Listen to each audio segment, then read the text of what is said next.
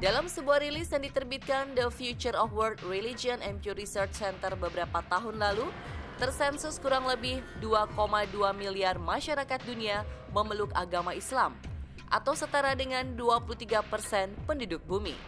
Penelitian yang sama mendapatkan sebaran data bahwa 226 juta muslim tersebut tinggal di Indonesia. Tidak saja pemeluk mayoritas dengan persentase 87% penduduk, juga menjadikan Indonesia sebagai negara dengan penganut muslim terbesar di dunia. Berkembangnya Islam di Nusantara tak lepas dari kontribusi para saudagar, ulama, syekh, habib, ustadz, sampai dengan para wali Allah. Perjalanan panjang itu memunculkan berbagai kisah dan cerita, sampai kepada yang dikenal masyarakat sebagai wali majdub. Siang ini, dalam episode spesial, Selebritas Yang on the Weekend mengisahkan apa dan siapa wali majdub itu. Bagaimana posisi mereka di tengah masyarakat dan benarkah karomah mereka setara dengan para wali yang sudah diakui keistimewaannya. Penyebaran Islam di Nusantara sudah berlangsung lama. Sejumlah literatur menulis agama Islam sudah masuk pada abad ke-7. Sebagian menyebut di abad ke-13. Perkenalan penduduk Nusantara dengan Islam dibawa para musafir yang biasa disebut darwis atau fakir. Mereka adalah sekelompok kaum sufi dari tanah Arab yang gemar mengembara dari satu negeri ke satu negeri lain untuk menyebarkan ajaran Islam seraya mengajarkan ilmu tasawuf.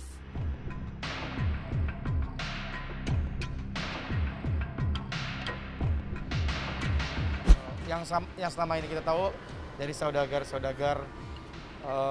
Muslim dari tanah Arab datang ke sini gitu.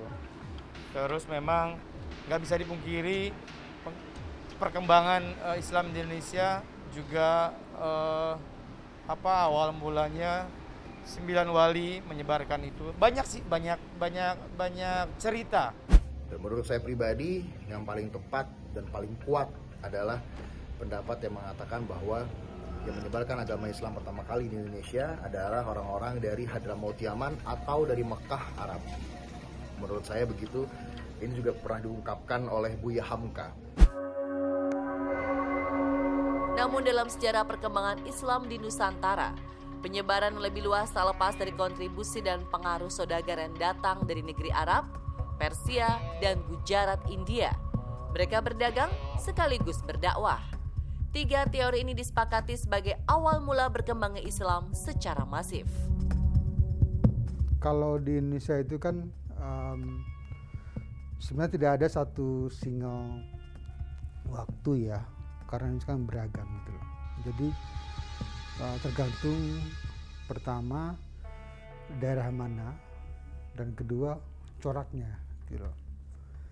Nah, abad 13 misalnya selama ini dianggap sebagai awal perkembangan yang paling penting dari Islamisasi, karena di Samudra Pasai di Sumatera Utara, ujung utara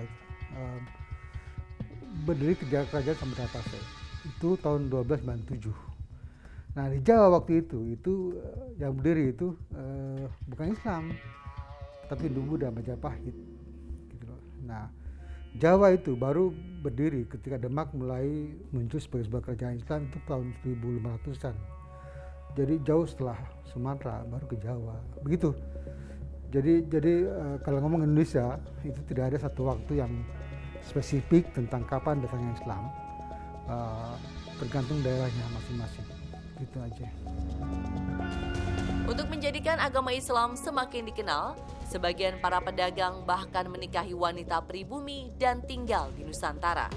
Dari keturunan para sufi dan pedagang inilah kemudian bermunculan para tokoh penyebar Islam yang tercatat dalam tinta emas sejarah. Di Pulau Jawa yang paling sohor adalah Wali Songo atau 9 wali. Ya semestinya nggak tahu begitu banyak ya, cuman memang ada beberapa napak tilasnya di daerah Jawa ini gitu, ada beberapa, ada di Cirebon, Sunan siapa yang Cirebon ya, ada terus ada juga yang di daerah Jawa Timur, banyak lah pokoknya. Untuk di daerah Jawa itu napak tilas dari Sunan apa sunan-sunan itu Wali Songo itu? Kita memahami memang Islam di Pulau Jawa itu dibawa oleh Wali Songo dan mereka melakukan akulturasi, melakukan dakwah yang disematkan dengan budaya setempat. Jadi mereka tidak mengubah budayanya, tetapi nilai-nilainya yang diubah. Ya, di mana umpamanya dengan pertunjukan wayang itu tidak diharamkan wayangnya, tetapi diisi dengan sejarah Islam. Bahkan ketika masuknya itu diberikan semacam karcis tanpa bayar uang, tapi bayar kalimusodo, kalimat syahadat gitu. Jadi mereka melakukan akulturasi yang ada di masyarakat, bahkan cenderung menjadi solusi. Jadi emang betul untuk para waliullah atau bisa dikatakan dengan salah satunya yaitu Wali Songo, Wali 9. Wali Songo itu memang ada sebagian yang memang keturunan dari Palestina, dari Arab Saudi, dari Iran, dan juga dari negara lainnya. Bahkan para saudagar menikahi pribumi dan menghasilkanlah keturunan yang menjadi para penyebar agama Islam di Nusantara. Kenapa bisa menikahi pribumi? Karena memang penceramah atau pendakwah dari luar negara itu ingin menjadikan Indonesia atau Nusantara menjadi agama Islam untuk kebanyakan orang, begitu. Dalam menyampaikan dakwahnya, Wali Songo bukan tanpa hambatan. Penolakan dan pengusiran terjadi di banyak daerah. Apalagi pada masa itu masyarakat masih banyak yang percaya kepada animisme dan dinamisme. Belum lagi kuatnya keyakinan yang diturunkan dari leluhur berupa tahayul dan ritual-ritual mistis. Namun, 9 wali itu juga bukan tanpa bekal. Selain menguasai ajaran Islam, mereka adalah orang terpilih yang diberkahi keistimewaan berupa karomah oleh Allah. Orang awam mungkin memahaminya sebagai orang yang sakti mandraguna. Tidak melulu bermodal keistimewaan yang datang dari Sang Halik, 9 wali memiliki cara dan pendekatan berbeda sesuai kepandaian dan keahlian. Sunan Gresik sebagai Wali Songo tertua mendekati masyarakat dengan cara mengajarkan berdagang dan membuka usaha. Sunan Ampel membuka sekolah dan pesantren. Sunan Bonang melalui pendekatan musik dan kesenian. Sunan Giri, sohor karena ilmu batin dan keistimewaan berjalan cepat bak angin. Sunan Derajat terkenal dermawan dan jiwa sosial tinggi. Sunan Kalijaga melanjutkan cara yang ditempuh Sunan Bonang yang juga gurunya. Sunan Kudus Piawai bercerita dan menguasai ilmu fikih, tauhid, hadis, dan mantik. Metode dakwah Sunan Muria melalui jalan sastra dan kesenian rakyat. Yang begitu baik dibicarakan adalah Sunan Gunung Jati atau dikenal juga sebagai Syekh Sarif Hidayatullah yang memulai syiar di daerah Cirebon dan sekitarnya. Selain dikaruniai karomah, beliau juga ahli bahasa dengan menguasai 99 bahasa, ahli politik, ahli pendidikan, ahli strategi perang, dan mahir ilmu kedokteran. Jadi wali itu, ini kan ada Wali Songo. Sebutan wali di situ lebih kepada seorang pejuang, disebut dengan wali. Tapi ada wali dalam terminologi ia sebagai kekasih Allah. Di kekasih Allah itu tidak berkenaan dengan semata-mata ilmunya, meskipun kadang-kadang memang orang yang berilmu itu lebih mendekatkan diri kepada Allah. Tetapi soal wali itu soal kecintaan kepada Allah dan soal kedekatan dengan Allah. Beliau aslinya adalah keturunan langsung dari kerajaan Pajajaran, asli Sunda, tetapi karena memang ibunya menikah dengan orang Arab Saudi, akhirnya Kanjeng Sunan Gunung Jati itu dilahirkanlah di Palestina dan menguasai beberapa bahasa, menguasai juga ilmu kedokteran. Tetapi ilmu kedokterannya itu bukan berarti menurut ilmu medis, tetapi yang digunakan oleh Kanjeng Sunan Gunung Jati itu adalah ilmu kebatinan yang bisa mengobati orang tanpa adanya sababiah obat medis.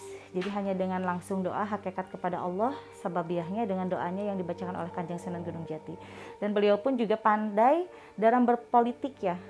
Akhirnya beliau itu datanglah ke tanah Jawa untuk bisa menyebarkan agama Islam, mengobati orang-orang sakit, dan juga berpolitik dengan cara berdakwah. Kalau Nabi dan Rasul dianugerahi mukjizat dan irhas, para wali Allah dikaruniai karomah, atau dalam secara bahasa Indonesia berarti kemuliaan dan kehormatan. Secara konkret, karomah adalah kejadian luar biasa di luar logika dan nalar manusia. Wali Allah yang paling terkenal karena karomahnya salah satunya adalah Syekh Abdul Qadir Jailani, dianggap sebagai walinya para wali. Wali itu adalah orang yang dekat kepada Allah, cinta kepada Allah. Ada yang melalui karena ilmunya dan juga pengamalannya. Ada yang memang Allah tentukan. Allah pilih dia, disebut dengan bil karomah wal istiqomah. Kalau bil karomah itu dengan Allah cara menunjuk langsung. Saya tunjuk namanya Habib Ja'far, saya tunjuk siapa namanya Muhammad atau Husain atau siapa namanya yang Allah sudah tunjuk, Allah jadikan sebagai walinya. Nah, ada yang melalui dia bersyariat. Allah berikan kepada dia ilmu, lalu pengamalan sebagaimana biasa, lalu dia salik ya, jalan sehingga mendapat sebagai waliullah, orang yang menjadi kekasih Allah. Tidak mudah untuk mencapai tingkat wali. Seorang waliullah memiliki hubungan yang sangat dekat dengan Allah. Pun Allah dekat dengannya. Setiap saat hatinya senantiasa bergantung pada Allah. Tak sedikit pun ada rasa takut atau kekhawatiran terhadap berbagai perkara di muka bumi. Dan ketika orang membicarakan tentang wali Allah dengan segala keistimewaannya, ada satu golongan lagi. Mereka biasa yang dipanggil wali majdub. Siapa mereka itu? Dan apakah benar memiliki karomah setingkat para wali?